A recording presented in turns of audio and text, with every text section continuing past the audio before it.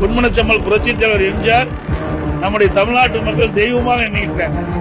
அப்படிப்பட்டவர்களை இவர் விமர்சனம் செய்தா அரசியல்ல காணாம போயிடுவார்.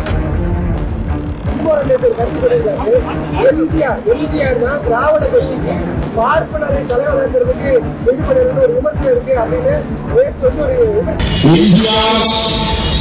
முன்வைத்த அரசியல் எது என்று கேட்டால் கருணாநிதி எதிர்ப்பு என்பதுதான் முதலில் வரிசைப்படுத்துகிறது எழுதியிருக்கிறது.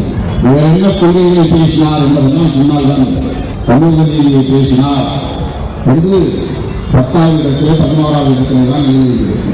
முதலில் அவருடைய கொள்கை என்னவாக இருந்தது? கருணாநிதி எதிர்ப்பு. அந்த எதிர்ப்பிலேயே கட்டமைக்கப்பட்ட ஒரு இயக்கம் தான் அதிமுக என்பது.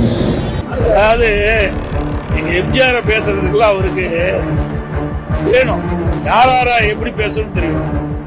பொன்மனச்செம்மல் புரட்சித் தலைவர் எம்ஜிஆர் நம்முடைய தமிழ்நாட்டு மக்கள் தெய்வமாக எண்ணிக்கிறாங்க. அப்படிப்பட்டவர்களை இவர் விமர்சனம் செய்தா அரசியல்ல காணாம போயிடுவார். அதாவது 2வது அதிமுகவை பொறுத்த வரைக்கும் நான் ஏற்கனவே பல பொதுக்கூட்டத்தில் சொல்லிக்கிறேன், ஜாதிக்கும் மதத்திற்கும் அப்பாற்பட்ட கட்சி. ஒரு ஜாதியை விட்டுலாம் யாருமே அரசியல் பண்ணுவது என்பது இயலாத காரியம்.